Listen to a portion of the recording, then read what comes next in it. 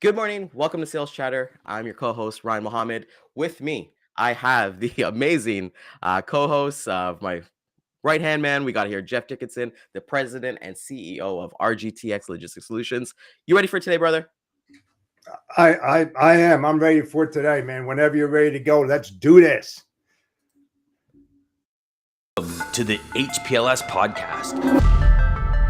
Live, relevant, and high performance information, conversations, and education weekly.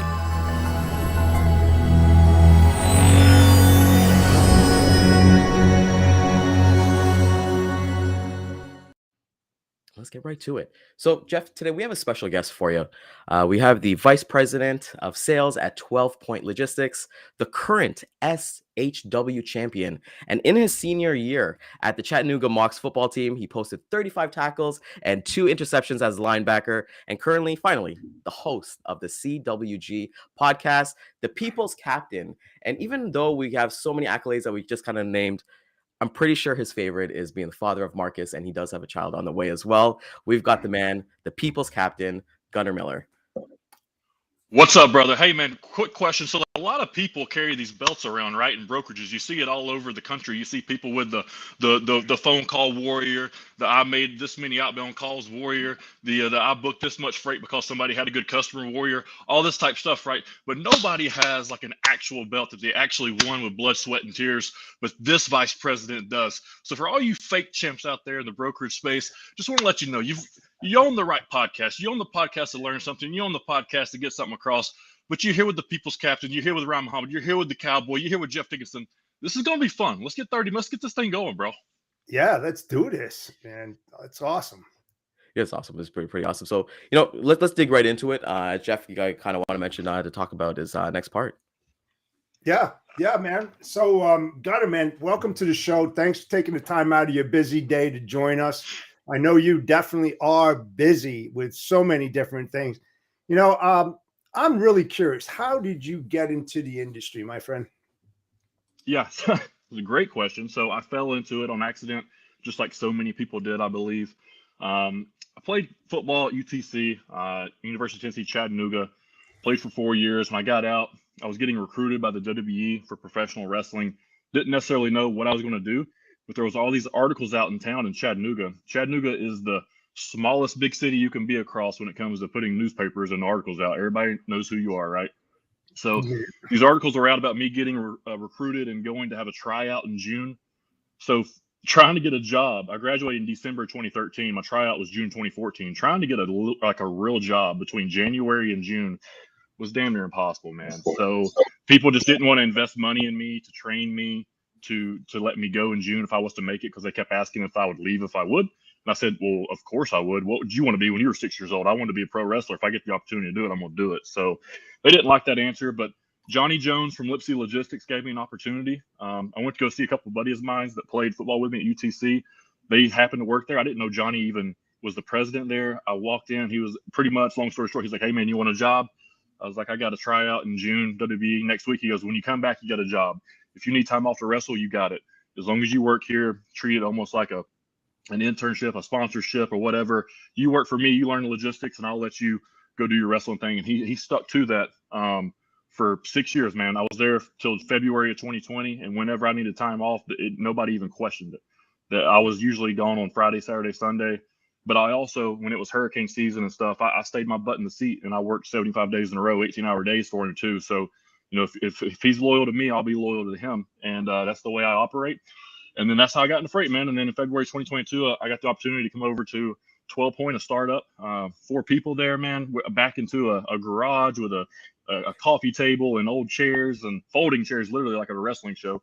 And landed a couple of good accounts. And here we are, a couple years later, and we've got a $20 million company. And I've been fortunate enough to work my way up in sales we actually hit 20 million this year for the first time. So that's a pretty big deal for us. So, but 15 employees, we're doing really well. Great leadership with Jake and Jordan. So it's a great place to be, man. We got good people that want to work for us. And that's how I got into logistics. So that's where we're at. And we're just trying to put our head down and see what we can do in 2023. And for me, marketing is a huge part of that. So I'm sure we want to talk about that. Oh, yeah. Why don't we just get into that? Talk about marketing and branding of your business. and how that's going. Yeah, so about a year ago, I went to, well, February of 2022, I went to the Grant Cardone 3-day business boot camp.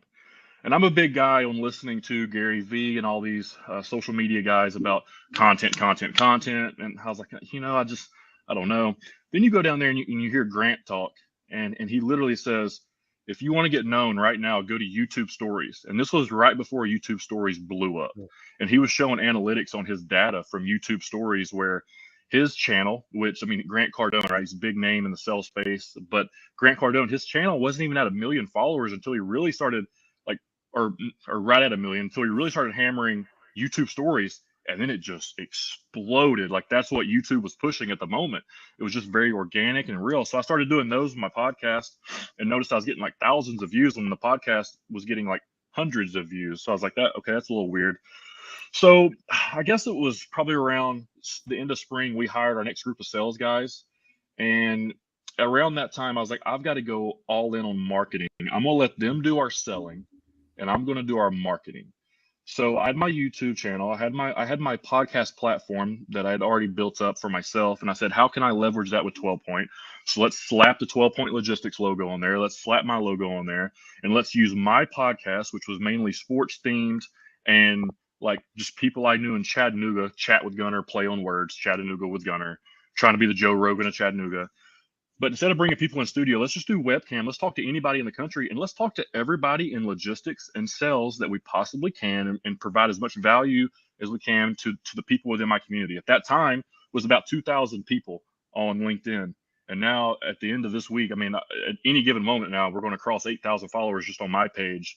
And, that's a bunch of views that's seen 12 Point Logistics. That's a bunch of views that's seen my face. And my face gets associated with 12 Point.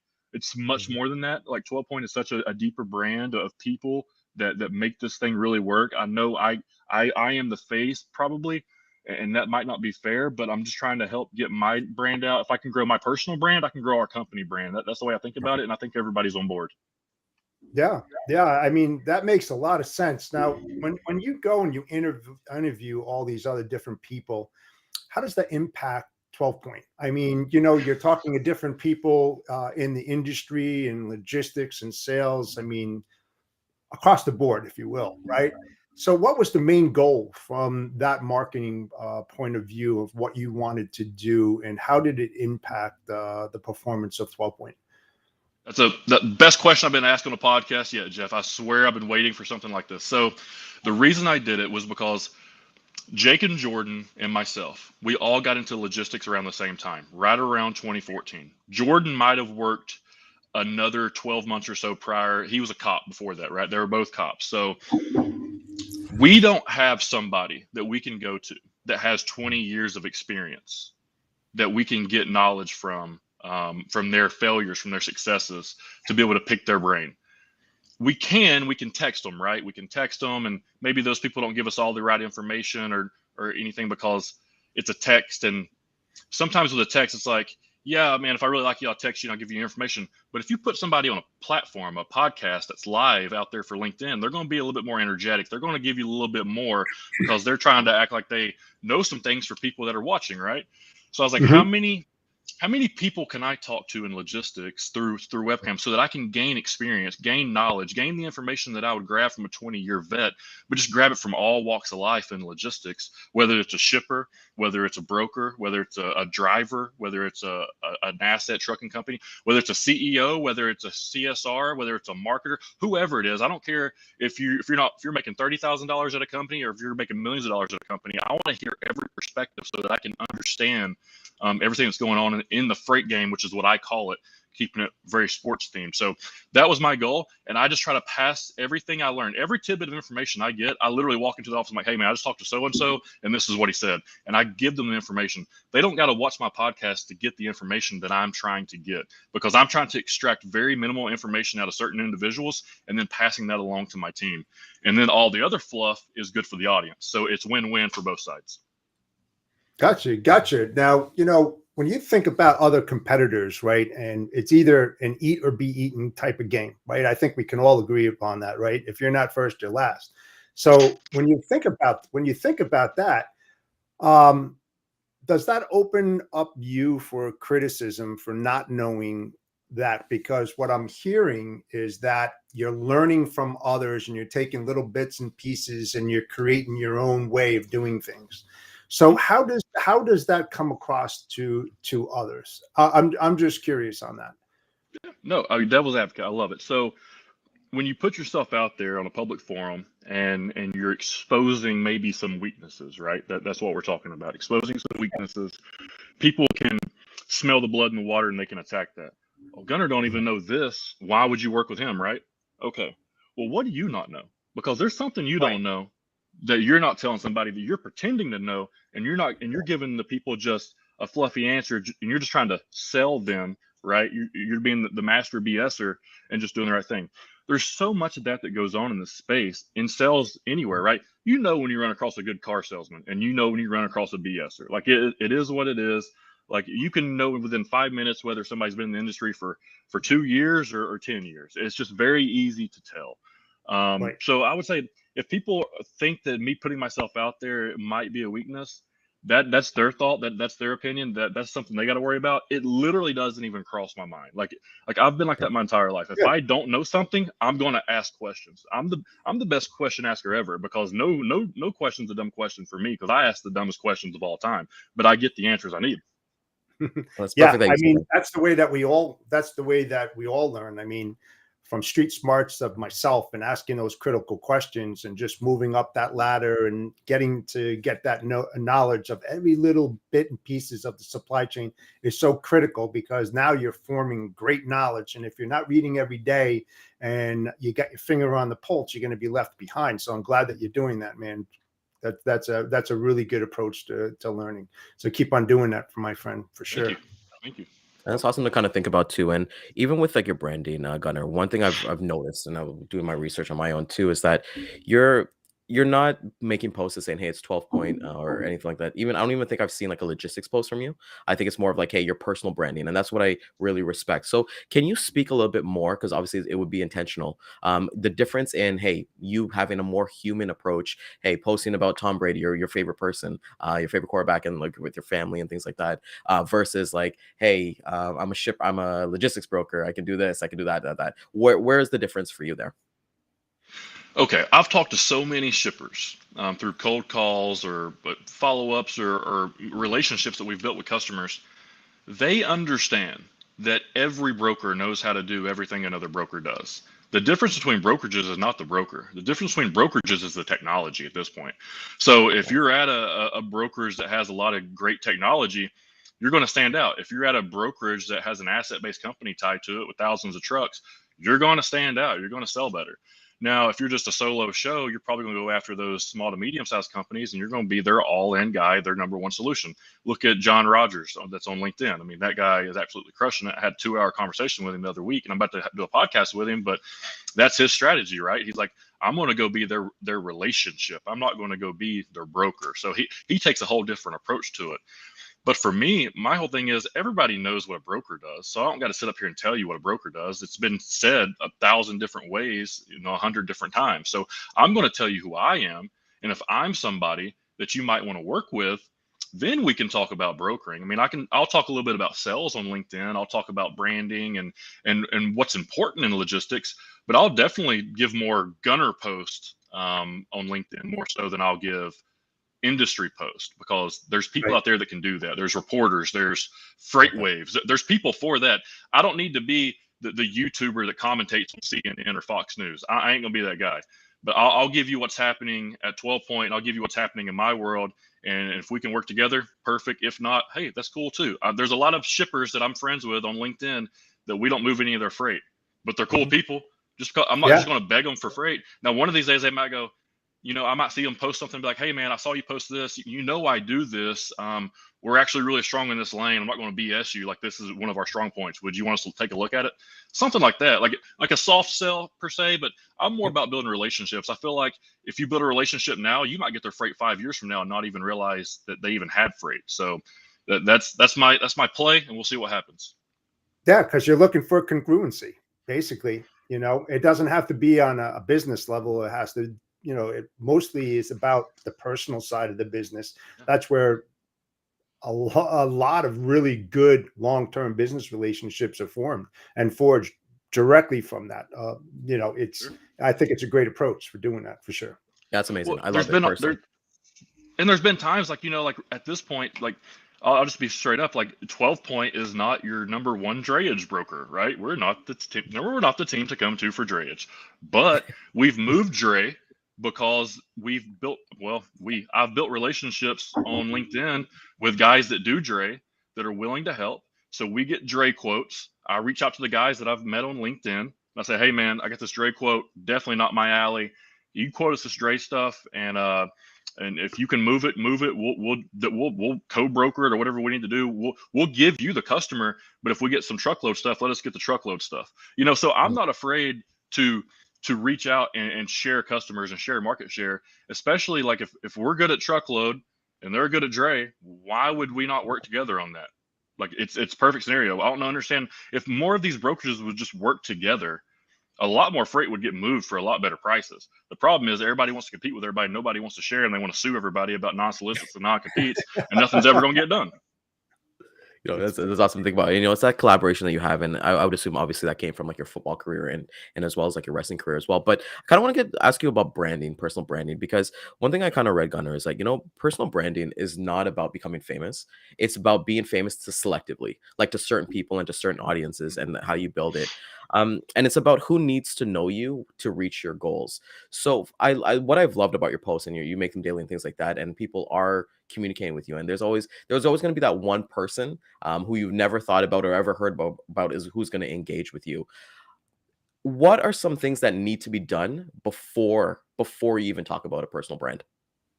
Yeah. So me and Brent were talking about this yesterday, and he was very adamant about this, and I was like, yeah, I got to agree with you. I never thought about it because I guess I'd kind of already done it before. I was doing what he was asking. So he's not a fan of people that try to start creating a personal brand without having any proven results. And I'm with him on that to a certain regard. Like there's a lot of fakeness out there. If you go like, especially now on LinkedIn, if you go back to Instagram and stuff, people are renting Ferraris, renting big houses and taking pictures, and then they're done with it and they go back to their, 300 square foot bedroom. Now, if you look in logistics, there's probably people talking about, I've done this in sales, that in sales, this in sales. I've moved this many loads. We've done this as a company. The past 2 years has been inflated. So what are you going to do this year? What'd you do in 2019? But another thing you got to look at is, don't tell somebody the secrets to getting a $10 million account if you haven't ever hit a $10 million account yourself. Now, if you have, now you have a little bit of leverage to back on.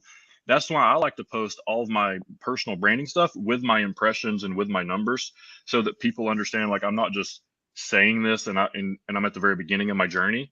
I did that then too, but I also told everybody at the beginning of my journey.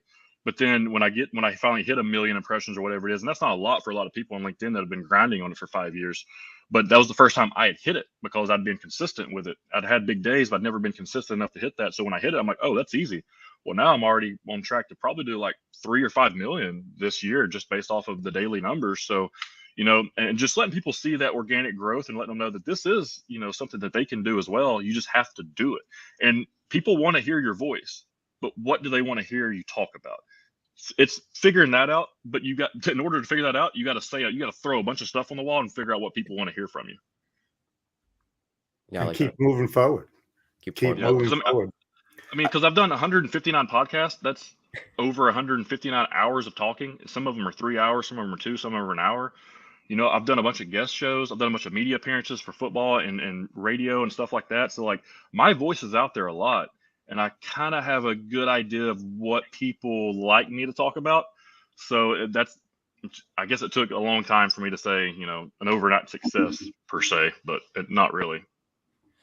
And there's one thing you said just now that really hit home with us, because you said, like, the market, everyone could sell within the last 2 years. Like, what have you done previously and what are you going to do? And we had Jeb Blunt on last week, and he was talking about selling in a crisis, about like, you kind of got to get back to the basis and being as a sales leader.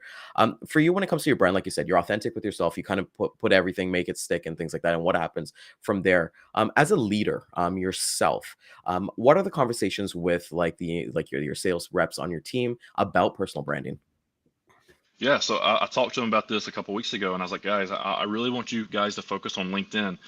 There's a guy in the automotive space that's starting to branch out into all sales. His name is Andy Elliott. I don't know if you guys follow him or not. He's out of Scottsdale.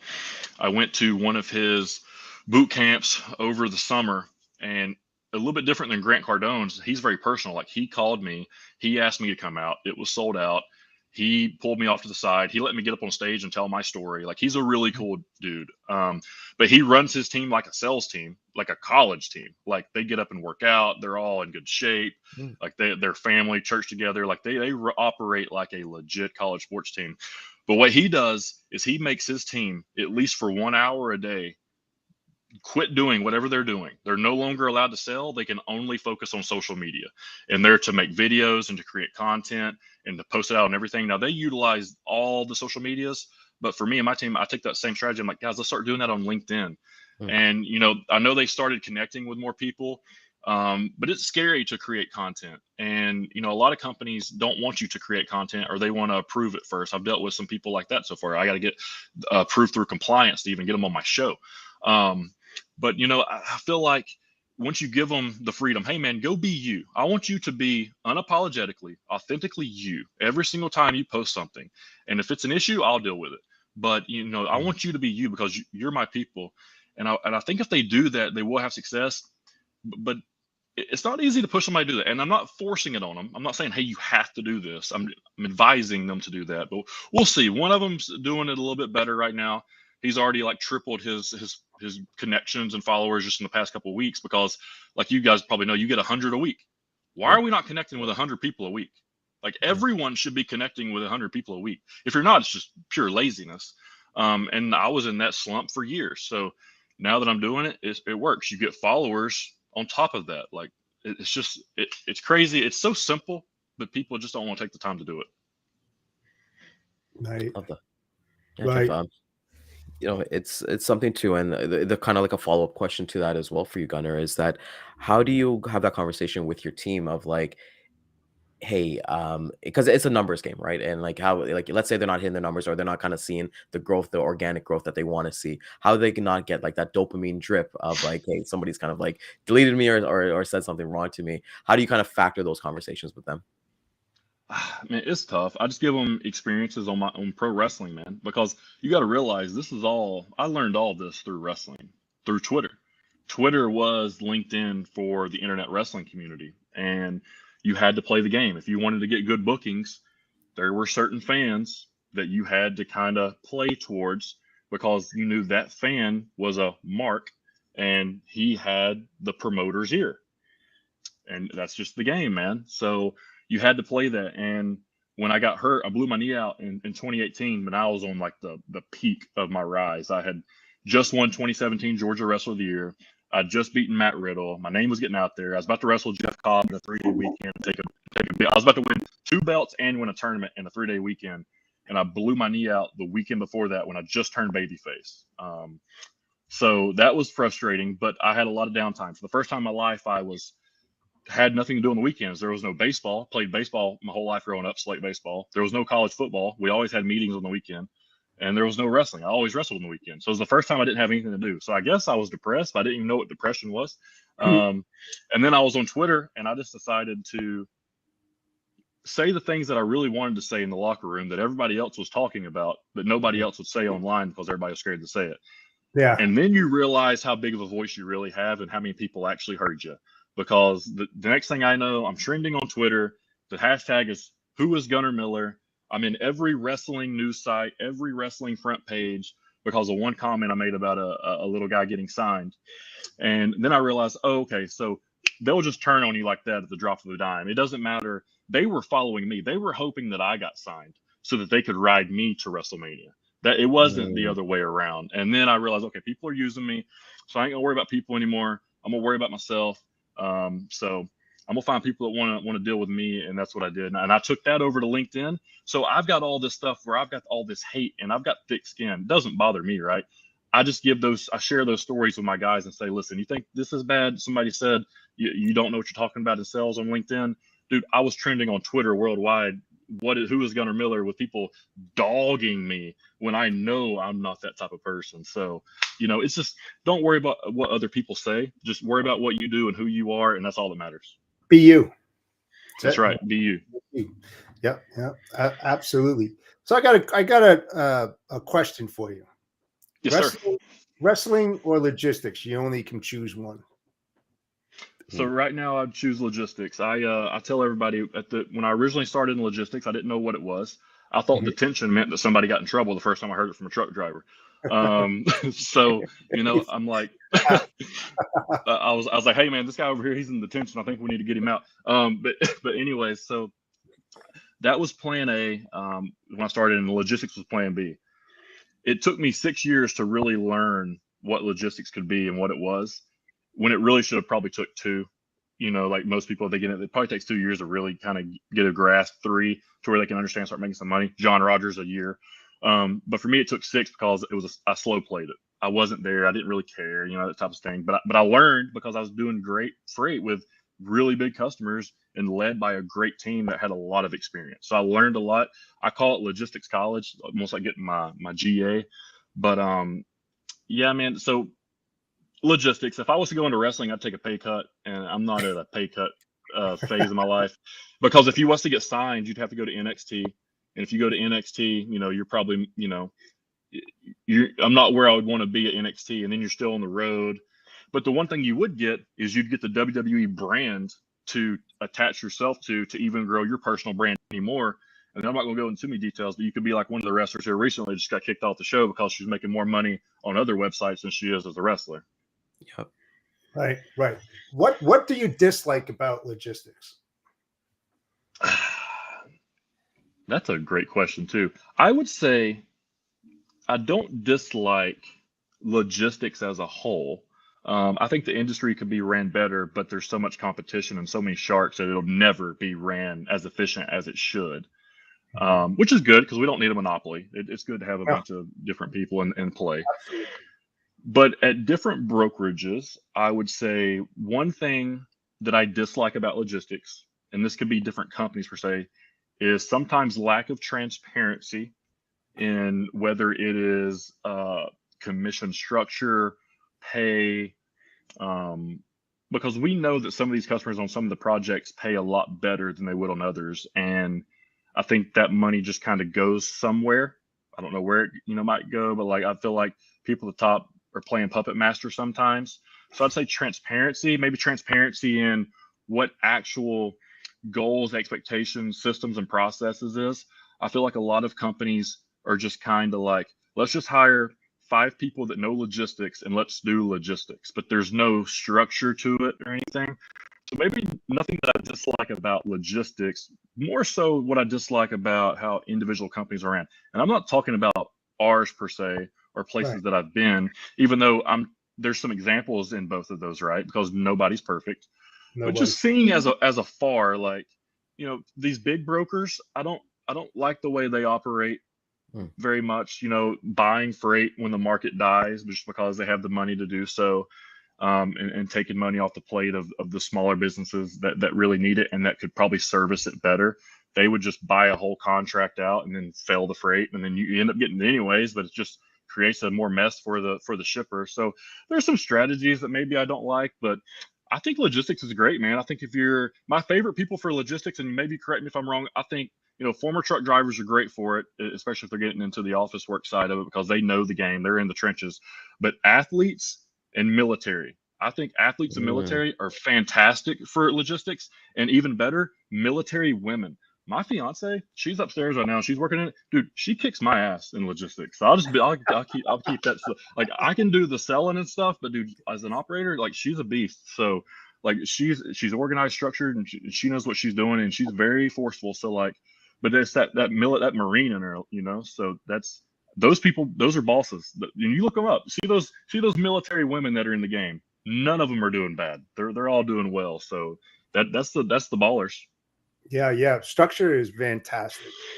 Definitely all the way. I'd have to agree with you on that. I mean, I work for Snyder, and Snyder National is a very structured military type operation, and it taught me a tremendous amount. So I cannot agree with you more, Gunnar, on that. Yeah. That you must have structure in a business in order to move the peanut forward, and you have to be precise, and you have to have a lot of precision. And it seems like you definitely do. What is your niche? Let everybody know what your niche. It's time for you to promote yourself. Go for it. Yeah, so I mean, if you're talking logistics, the second day of the job, like I said, I started sales in February 2020. Second day on the job, um, I'll tell you my sales strategy niche, and it's email blasting, and it's Nice. more simple than anybody would even think. I Yep. promise you, I can generate more inbound responses from emails with less than 2 sentences. And most of these people are over here putting together 5 paragraph essays about what their company can't do, even though they're saying they can do it. And they're not getting no response because that's a typical sales pitch.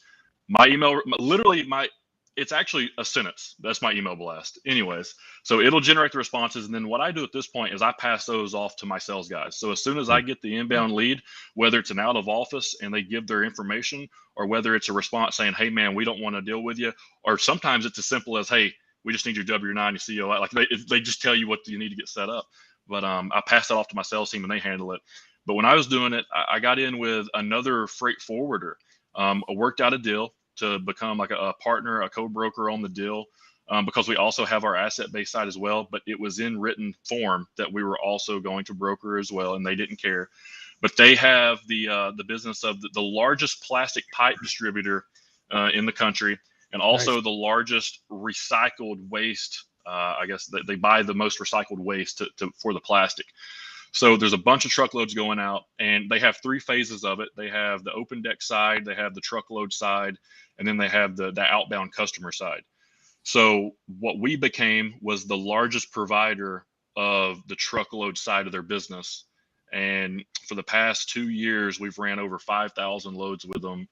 And they've been a large, significant chunk of our truckload volume. If you look for a $20 million company, just for reference, the first year I was there, they did, and got there in February, so 9 months. The first year I was there, we did about 3 million with them, and then the second year I was there, we did about 11 million with them.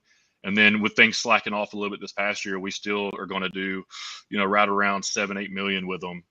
But our focus this year was going into other markets and making that not such a large percentage of our market of our business, because it was like 60% of our business. So we bumped it down to where it was like 30% of our business, with 2 other customers being 30%, and then fluffed in with the rest.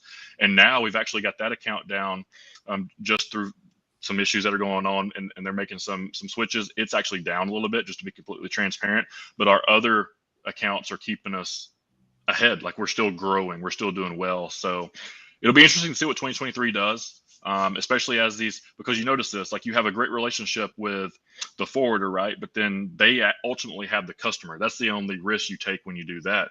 Yeah. And when they have the relationship with the customer, and the customer says, hey, we no longer care about service because we've gotten our ass kicked for the past 3 years. We only care about price. So now they're going more to like a spot board, even though they contracted us like $4 million worth of business. They're going back on the relationship there and the promise, which is cool. Listen, I'm all about saving money and people doing what you got to do. What you got to do. I get that. Right. So, but when you do that, a little bit more transparency would work. And I guess that's what I would say about logistics. Like, everybody's cool as long as the market's staying the same. But as soon as the market flips in any certain way, everybody's trying to cut everybody's throat. So even when you have a great relationship with somebody, so it's finding that steady business that's not going to kill you year round. And for my sales guys, it's the flatbed market. So what they've been going in, if you said what our niche is, the flatbed, when most people say it's going to go down in November and December, typically, January, and then kind of come back in the spring, ours went up because they were building those relationships. And it was mainly like equipment companies, I would say, is one of our niches, that they really go after and do a really good job of moving their freight and building those relationships. Because oftentimes what you'll notice is you have to go to each individual branch in order to develop those relationships. So it takes time to do that. But once you do it, you're the number one guy they call. So a couple of our reps have done that really well, and they're just good account managers. So, if anything, I'd say our niche is customer service, and just doing what we're saying we're going to do, and just trying to provide that. Awesome. Yeah, it's it's something I believe in strongly, is the term clients for life, because it's so much easier to keep a client on board than trying to find a replacement client where you're going to lose tons and tons of money. And just think about all the training that your sales guys have done and all of this. It's a waste. If if you're not servicing your current clients the way that is, because in a lot of cases, those current clients is actually bringing more revenue than the new ones, because you're fostering that relationship, you're building it. You just said it yourself. You go from 3 to 5 to 10 million one customer. So you're doing the right things, and you're not working really hard. You're working smart on those clients, and it puts more money back in your pocket for sure, and theirs as well. So it's a great approach. Yeah, and it worked for us, especially to get us, I'd say, the foundational years. I mean, if you look at a small business, if you can get out of year one, that's a win. Yeah. Yeah. They brought me on in year two, so if you can grow year over year for the next 3 years, even better. But now going into this, this fifth season per se, like this really make or break a company. Like, are you at the same? Do you go back a little bit, or do you go forward?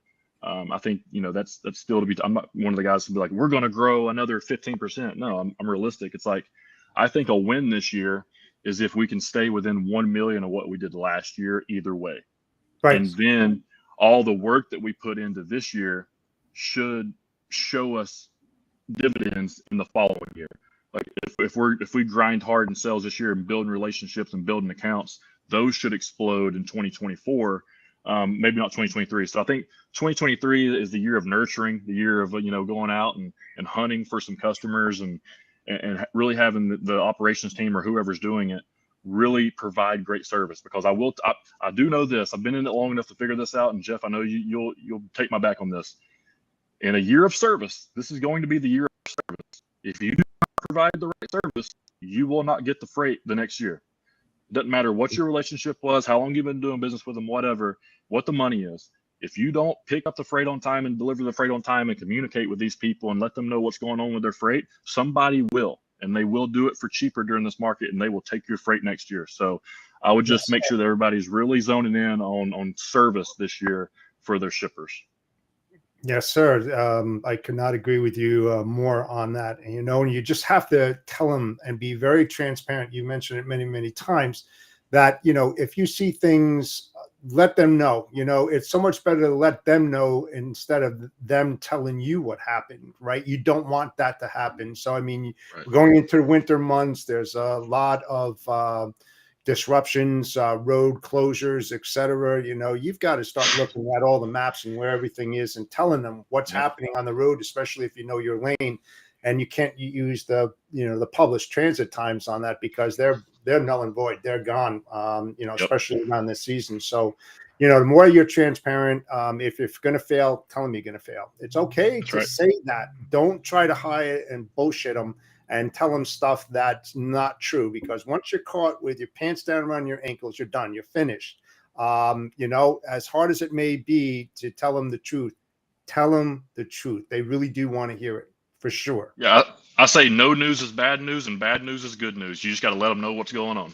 Correct. Well, they said that. And, as we're kind of going to be wrapping up this episode, I know I saw your post this morning, Gunnar, about people taking this week. Very quickly, what are 3 habits that every sales rep, every logistics professional should have for next year? Oh, wow. That's great. Well, I mean, we'll keep it basic and simple. I'd say one habit you need to have is, I would take at least an hour a day, because listen, I know how people work. They don't work focused. That's me too. So take at least an hour a day. I call them power hours, and get something done, whether that is making cold calls, whether that is prospecting, whether that is sending out LinkedIn, whether that is sending email blasts, whatever, because you can get a lot done in 1 hour. So I would say really focus on incorporating a power hour in your daily work. Another thing that I would do is I would have some sort of action goal, whether that is, calls, LinkedIn, emails, something, a touch goal, like how many touches did you make a day? And I would try to have an amount to where I would want to know how many times you fail, more so than how many times you're successful, because the more you fail, the more successful you will be. And then another goal I would have would be to set, or a habit what I would have would be to set daily goals and to keep them. So when I say that, have like 3 things that you need to get done every day, and make sure you do them. But if you don't, just add it to the next day. Don't do it. I think a lot of times people write down a daily goal and they get 2 done. They don't do the third. but the third just kind of disappears and it just kind of floats over here in the I'll do it later space. So I would say, have some goals, some daily goals, mark those goals, make sure that you get them done. Obviously doing your actions. So that would be important. So, but you kind of caught me with my pants down on that one. I'm gonna think about that a little bit deeper. Yeah, that's what we do. That's why we go. We're not scripted. We don't send you a list of questions No, before. No, it's fine. I I love it. We're definitely ad hoc for sure. We're absolutely No, ad I hoc. love that. But I'm gonna think about that now, and then I might tag you guys in a post later and do a little follow up on that as well. So because that was a great question. That it's good to have those goals because everybody's different, right? In this space, you've got like, what's a person going to do that's cradle to grave that a person is going to do the split model that might be a little bit different. Like, so when you're talking to logistics as a whole, you kind of have to specify, am I talking to a guy that's a one-man shop or am I talking to a guy that just has to sell? Because now if I'm talking to a person that's a one-man shop, well, now I'm probably, one of my habits is probably I'm focusing on the carrier side, I'm focusing on the customer side, and then I'm focusing on the personal branding side. So maybe that's a better way to spin that. So maybe if you took 3 focused hours a day to focus on the customer, the carrier, and you, and then spend the rest of the 5 hours or 18 hours in logistics, kind of like how we work, putting out fires, because after 8 a.m. you're a first responder. So, and one thing is I'd get up early before the day starts and get all your personal time in, because as soon as 8 o'clock hits, you're just responding to people. Perfect. So Gunnar, I want to thank you so much. This was so much fun. I'm so happy to have you on here. How can people get a hold of you if they want to hit you up? They want to see the podcast. They want to come see one of you defending that belt. Plug your stuff, brother. Well, man, you can go over to Twitter and you can go to Instagram and Facebook and everything, but I really want you guys to focus on LinkedIn. You can find me on LinkedIn. You can go to the CWG podcast, but the YouTube channel has changed and much easier to find. It's just Gunnar Miller. Go to Gunnar Miller and find it. If you go to the People's Captain YouTube, you've went too far and now you're on the rabbit hole of professional wrestling. Good luck to you. It'd be fun. But if you want to come watch me in professional wrestling, my next max is January 6th. It's in Canton, Georgia. It's me and the team of Southern Honor taking on the team of Dishonor. It's our bad guys who are trying to take over our company. They've been running it for months, but I finally got the belt from the baddest dude there, because I'm now the baddest dude there. And the People's Captain is going to bring a couple teammates, and we're going to take back our company. And we're going to 2023 with a good year. It's going to be a great year for wrestling, a great year for sales, a great year for logistics, and a great year for podcasting and branding. Thank you so much, brother. So we want to thank everybody coming out this morning. We'll hit the replay back at 12 and 3 p.m. Eastern time on LinkedIn, Facebook, YouTube, and Twitter. Tomorrow is going to be Data Day with Dean, as we kind of look at what's going to be happening for the next week in logistics. It's going to be a banger episode. But once again, thank you to our sponsor, Daman at Centurion Trucking. He actually is looking for agents across North America and paying up to 60% off to the agents there. So, Jeff, always a pleasure, brother. Gunnar. Same here, man. Thanks so much for coming on the show. You guys do such a great job, man. Such a great job with your show. Thank you so much for having me on. Yep. Thanks, guys. We'll talk soon, Gunnar. Thanks, buddy. Yep. See you, brother. Bye.